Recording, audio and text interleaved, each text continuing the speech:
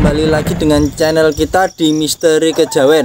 Kali ini kita bersama Mbah Bopo Samudro, yaitu kita punya narasumber baru teman-teman.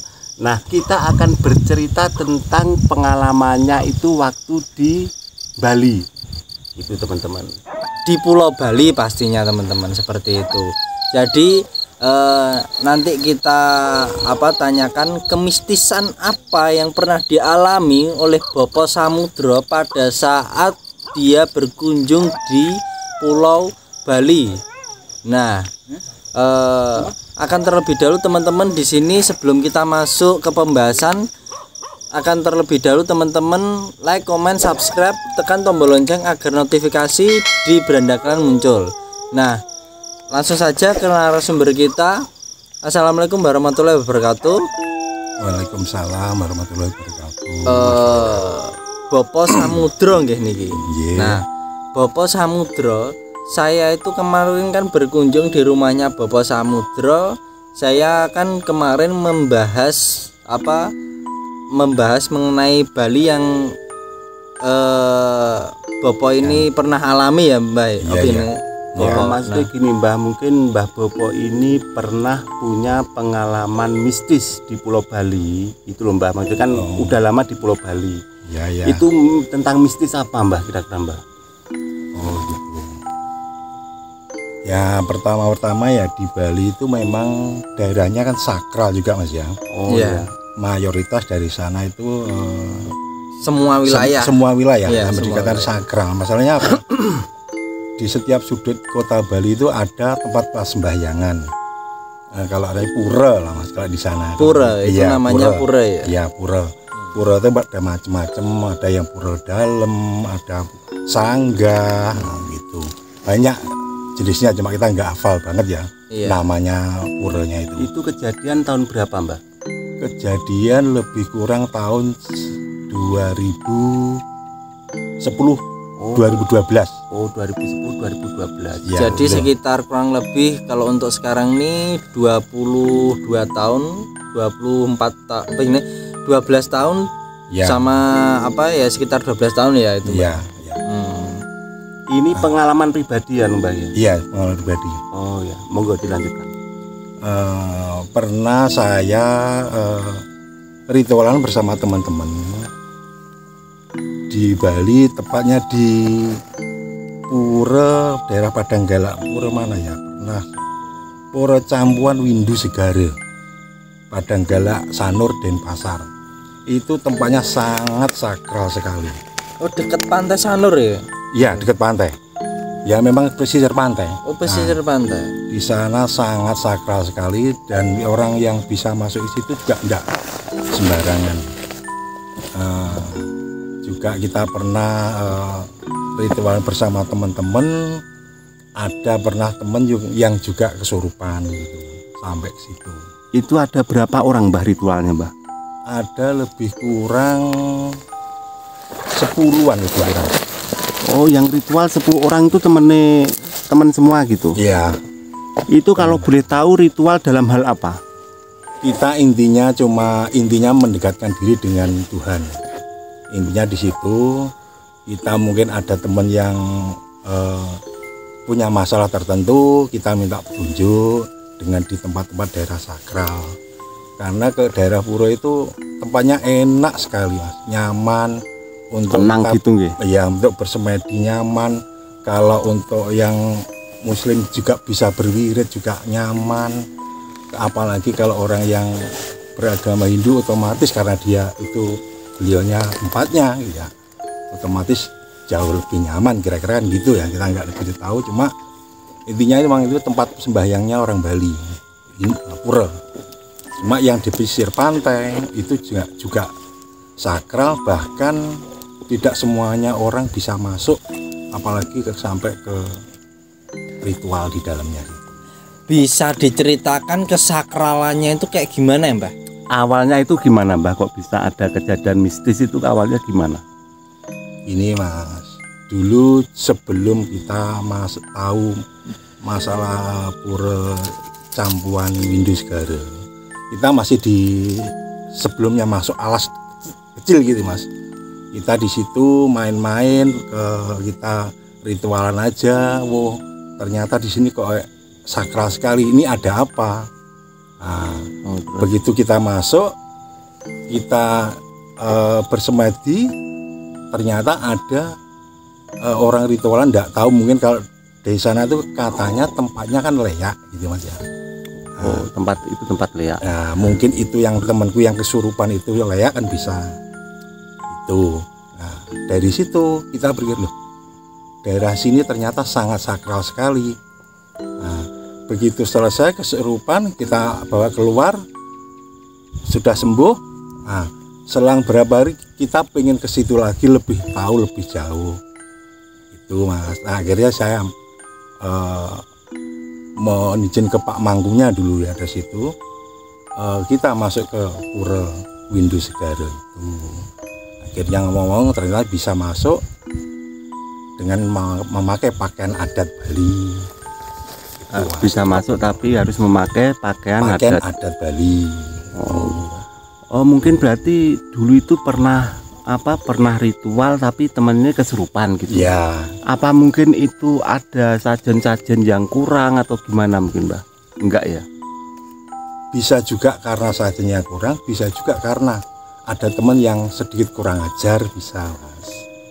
Makanya kalau masuk wilayah sakral kadang ada yang teman kita dibilangin, oh gini, nah mungkin kurang sopan juga bisa. Kalau bikin kurang sajen ya mungkin juga kita nggak, karena dulu nggak terlalu memakai sajen, sekedar gitu kan bisa. Kalau menurut saya intinya mungkin karena kurang ajar, istilahnya gitu. Kalau orang Jawa kurang ajar, soalnya kurang sopan. Sampai gitu. Berarti itu cerita awal kok bisa kesurupan gimana awalnya itu? Kita enggak, ada ritual berapa menit atau berapa jam kok tiba-tiba? Berapa menit, masih kira-kira 5 menit 10 menit ada spiritual orang Bali masuk, enggak tahu pakai kayak jubah tapi putih, tapi melayang gitu Mas ya. Melayang gitu, jalan tapi seolah-olah melayang mau masuk. Itu maksudnya orang atau apa itu? Orang, tapi orang nyata. Orang nyata, tapi katanya kita juga nggak tahu persis saja. Katanya itu juga ada leaknya. Cuma kita nggak begitu paham betul ya mengenai ini leak apa bukan. Wah, kok bisa terbang, orang kayak terbang gitu kita. Karena pertama kali dulu situ. Oh, orang Bali itu bisa terbang? Iya. Terus nggak tahu setelah itu berapa menit lagi terus ada temen yang kesurupan itu Mas. Langsung dibawa keluar ya, kita bawa keluar, kita sembuhkan gimana gitu. Itu pada waktu kesurupan bicara apa saja tahu Mbah? Itu mungkin apa cuma gelimpang-gelimpang atau guling-guling aja? Mas, gereng tenaganya ekstra kuat. Gereng ekstra kuat gitu, nggak ngomong apa, kita mungkin bahasa Bali nggak begitu paham bisa ya, cuma dia tenaganya ekstra kuat, kita bopong orang 3 itu nggak mampu. Akhirnya lama-lama kita tekan, kita terus kita bonceng orang 2 gitu bisa, tapi tenaganya ekstra. Itu yang menyembuhkan siapa? Orang Bali sendiri atau dari pihak tim yang ritual itu? Dari tim saya sendiri ya Mas.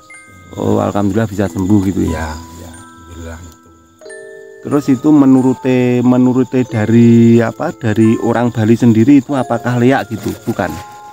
Wah, kita juga nggak tahu Mas ya, itu apa yang sebenarnya itu apa, kita nggak paham. Yang jelas saya punya pengalaman namanya Pak Agung. Pak Agung itu orang aslinya Karangasem. Karangasem itu wilayah mana? Wilayah Bali Mas, wilayah Bali. Dia katanya, Mas kok di situ tempatnya leak loh. Bilangnya kok gitu. Wah, masa ya kita nggak tahu. Nah, pernah saya diajak minta ke ritualan di bawahnya Gunung Agung sana juga Mas. Deketnya bawahnya Gunung Agung, aku lupa namanya Mas ya. Kok jauh dari deket gunung, bawah Gunung Agung kan, udah masuk sekali ya. Dari Karangasem kota itu perjalanannya ada 1 jam lebih. Mas Yan. Menuju ke kemana? Lokasi bawah Gunung Agung itu, ritual di pura apa gitu Mas ya. Katanya dulu itu peninggalan petilasannya Prabu Airlangga gitu Mas. Oh. Sakral sekali, itu juga angker sekali kalau orang Jawa bilang kan gitu. Kok bisa mengatakan angker Mbah, itu ceritanya gimana? Pernah menemui apa gitu di sana? Nah di sana karena Pak Mangkunya siapa ada pernah ketemu sana, karena di situ karena gimana Mas ya, jauh dari pemukiman, jauh dari sinar cahaya listrik, nggak ada sama sekali. Di dekat kalau orang yang tahu itu ada segitiga berlian Mas. Berlian antara pertemuan laut itu Mas. Di mana itu? Ya di bawah Gunung Agung itu Mas. Jadi di sana sudah arah ke pantai Pulau Nusa Penida, kalau nggak Nusa Lembongan ya kalau nggak salah ya gitu. Ya angkernya minta ampun, banyak sekali kejadiannya aneh-aneh Mas. Contohnya apa aja ya? Ya ada orang yang sakit karena mungkin dia ndak kurang sopan atau gimana di situ. Oh masih pas di lokasi tiba-tiba sakit ya gitu. Sakitnya sakit nggak wajar gitu ya? Nggak wajar. Terus ada lagi? Yang pernah saya tahu cuma itu yang sakit itu Mas. Yang pernah saya alami sendiri itu, saya tahu sendiri. Monggo Mbah, kali minum-minum dulu nggak apa-apa Mbah. Kali santai dulu nggak apa-apa Mbah. Terus itu Mbah, selain pengalaman di wilayah itu, adakah ada pengalaman di wilayah lainnya, khususnya untuk di wilayah Bali loh ini Mbah? Ya. Kalau di mana ya, di Pantai Kuta. Di Pantai Kuta memang banyak turis, tapi dekat-dekat Ngaben. Kadang kalau habis ada orang Ngaben lah istilah kalau memang. Ngaben itu apa ya Mbah? Ngaben itu mayatnya dibakar Mas. Oh. Kalau orang Jawa kan belum bakar nih di pantai. Dekat pantai Mas. Jadi orang itu dibakar di pantai gitu ya Mbak? Iya di dekat pantai gitu. Tempat pembakarannya memang gitu. Itu gimana Mbak? Kesakralannya gimana? Kesakralannya kadang gini. Kalau yang meninggal itu orangnya taruhlah kayak sekelas kayak Pak Mangku, bisa orang-orang yang berilmu tertentu, itu juga auranya, benturannya terasa energinya gitu. Jadi gimana ya, kadang kita melean lah di sekitar situ, nggak boleh sama petugasnya pantai, penjaga pantai gitu. Mas habis ini jangan, nanti takutnya gini karena sering terjadi orang yang kesurupan dan lain sebagainya gitu Mas. Masih adat Bali itu masih kental dengan hal-hal spiritual gitu Mas. Masih kental sekali Mas di sana itu. Saya juga pernah ya, pengalaman saya juga di Bali Mbak. Itu waktu saya berkunjung di Bali, khususnya kan saya pada saat itu kan menginap di suatu villa, mungkin villa atau hotel ya, saya lupa, pokoknya tempat penginapan. Dan itu di setiap sudutnya kok ada bunga-bunga seperti untuk apa, untuk persembahan. Itu apa ya, fungsinya untuk apa ya kalau boleh tahu? Kan ini berdasarkan pengalaman Anda ya di Bali seperti itu Mbak. Ya kita nggak tahu pasti Mas ya, ini mungkin ya namanya istilah orang Jawa kan tetap ubo rampe Mas ya. Ubo rampe mungkin ya untuk sesaji gitu. Kalau di sana tuh ada kayak canang gitu Mas ya, pasti ada bunganya. Dari kayak kita ritualan mau ada bunga melati, bunga mawar, bunga apa. Kalau di sana ada juga, mungkin kadang ada yang tarik telinga kayak bunga kamboja. Itu mungkin karena adat juga nggak tahu kita yang persis gitu. Soalnya saya itu masuk ke hotel itu saja ya Mbak ya, itu hotel itu terasa sakral gitu loh. Ya. Jadi wilayah Bali dimanapun, baik itu hotel yang bagus ya, hotel yang bagus ataupun villa yang bagus, tempat penginapan ataupun di beberapa wilayah itu, kayak saya merasakan itu wilayah Bali itu kental sekali dengan ya mistis gitu loh Mbak. Iya. Jadi mistisnya itu terasa, baik mungkin itu dari leluhurnya, mungkin dari dari adatnya juga bisa, karena kesakralan itu kan timbul dari suatu perilaku masyarakat juga kan bisa tuh Mbak. Iya. Nah suatu misal kalau di sana itu apa Mbak, dewa ya Mbak?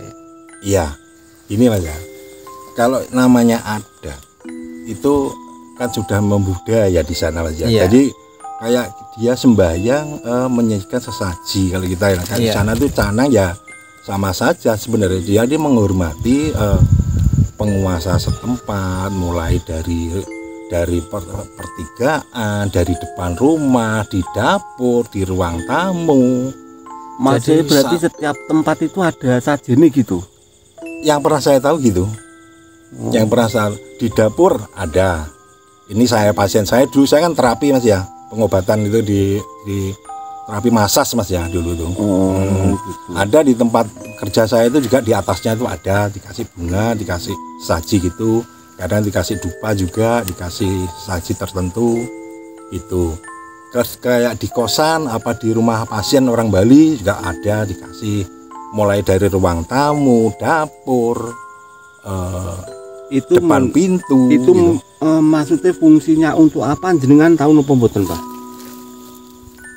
Kalau orang sana itu saya Kayak bilangnya tradisi. cuma sembahyang gitu Mas namanya Kayak gitu. tradisi gitu. Mungkin kalau tata cara orang kan ya sembahyangnya dia dengan caranya begitu, kira-kira kan gitu. Iya.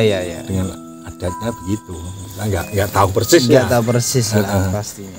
Intinya ya sembahyang lah Mas, untuk menghormati, oh ini di depan rumah ini, di kamar sini, di dapur sini ada semua, di toko juga sama aja. Sana enggak pandang bulu Mas, mau hotel, mau toko, mau rumah. Kalau yang punya Mau orang- kamar mandi mungkin kamar juga. mandi ada juga. Biasanya Ya, depannya karena kan gitu. kalau di wilayah Jawa sendiri ya Mbak ya,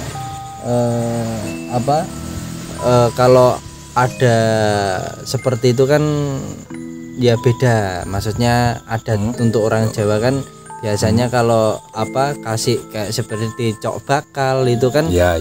itu kan biasanya kan di beberapa wilayah tertentu, Ya. enggak semua wilayah kan dikasih Ya. kan gitu. Kalau di Bali kan rata ya Mbak Ya, hampir menyeluruh Mas. dari dapur ada dari Ada, kan ruang tamu ada, apalagi tempat pura langsungnya itu juga jauh lebih banyak. ya sebenarnya adat Bali dan Jawa itu kalau menggunakan metode seperti itu enggak jauh beda, cuman caranya yang Yang berbeda kan. berbeda ya Mas. Mungkin kalau Jawa yang kuno mungkin sebenarnya sama. Sama ya, Mas. Mbak? Sama kalau yang Jawa kuno lah ya. Iya. Kalau yang Jawa modern enggak tahu kita ya, mungkin lain. Tapi kalau yang Jawa kuno sama, saya kira banyak kesamaannya. Mungkin ada lagi untuk pengalaman Bopo Samudro di wilayah Bali selain beberapa hal yang tadi kita bahas.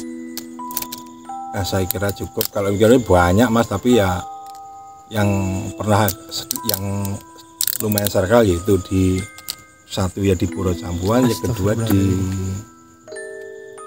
mana itu di Puro Campuan, Padang Galak, Sanur, Bali, sama di bawahnya Gunung Agung, lupa saya namanya itu Mas. Jadi tempat-tempat itu pernah sampan kunjungi semua gitu Mbak? Iya pernah. Yang lainnya banyak juga, ya pernah di Tanah Rot ya pernah, di Nusa Dua juga pernah gitu loh.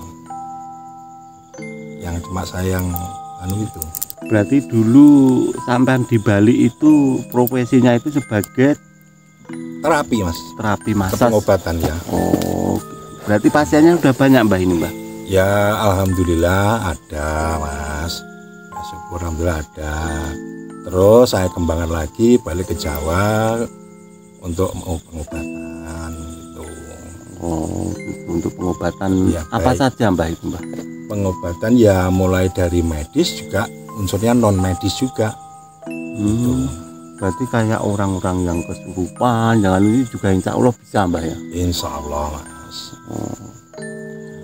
Oh ya Mbah, mungkin ada pesan-pesan buat para pemirsa yang mungkin kalau mau berkunjung ke Bali itu harus gimana gitu. Karena kan di sana juga saya rasakan, saya pengalaman pribadi, saya berkunjung ke sana itu sangat sakral sekali ya. Oh ya, ini ya teman-teman semua andekan berkunjung ke Bali, intinya kita tuh jaga etika, sopan santun, tata krama. Apa? Karena setiap sudut sebenarnya tidak di Bali saja, di Jawa juga sama. Cuma di sana kan lebih sakral. Istilahnya kita lebih sakral karena kita juga pendatang gitu. Kita belum tahu persis gimana, makanya kita harus lebih adat adatnya gimana gitu. Kita harus lebih menghormati dan saling menjaga. Utamanya gitu aja. Istilah Jawa kita ya permisi, emang kula nuwun gitu. Itu aja sebenarnya, insya Allah ya aman lah. Agar aman berarti kita harus menjaga. Ya gitu aja Mas sebenarnya. Terus jangan mengambil barang apa yang bukan milik kita. Ya salah satunya itu Mas, namanya kita jaga itu kan salah satunya itu, jangan gampang mengambil barang di tempat tertentu, apalagi mungkin bisa di pura atau di mana, enggak boleh. Di untuk sajen-sajennya itu ya. Ya. Berisiko, bisa kesurupan. Kadang kita pulang nggak bisa pulang, bisa barangnya abuh kalau orang Jawa. Besar gitu loh Mas. Bengkak gitu ya. Mungkin kencing sembarangan bisa. Akhirnya gitu. pulang nggak bisa kencing. Ya, akhirnya gitu. Pernah kejadian gitu. Mbah, mohon maaf ini mau tanya Mbah. Itu kalungnya kok antik, itu kalung apa Mbah itu Mbah? Ini ya untuk anu aja Mas, untuk aksesoris saja. Kayaknya ada apa auranya itu mistis. menyala ya Mas ya. Dari sini saya lihat kok kalungnya kok antik gitu loh. Ah, sama banyak ini. Oh, iya. Oke teman-teman, di sini dari pembahasan dari Bopo Samudro sudah diutarakan ya mengenai pengalaman dia di wilayah Bali dengan kesakralan yang ada di Pulau Bali itu seperti apa. Ini tadi dari pengalaman Bopo Samudro, ini tadi kita dibahas di misteri kejawen teman-teman. Nah, maka dari itu teman-teman di sini perlu diketahui, kalau kalian datang di wilayah manapun ataupun kalian berkunjung di luar pulau, saya sarankan juga harus pinter-pinter jaga diri. Nah, terutama kita kan nggak tahu nih apa di wilayah tersebut itu etika itu penting seperti itu teman-teman. Jadi harus menjaga etika kita, jangan mengambil barang sembarangan yang bukan milik kita seperti itu teman-teman. Nah, cukup saya akhiri teman-teman. Wassalamualaikum warahmatullahi wabarakatuh. Tapi jangan lupa teman-teman tekan like, komen, dan subscribe. Nah, karena kenapa? Kalau kalian tekan komen, like, dan subscribe, kalian akan dapat notifikasi dari misteri kejawen teman-teman. Terima kasih.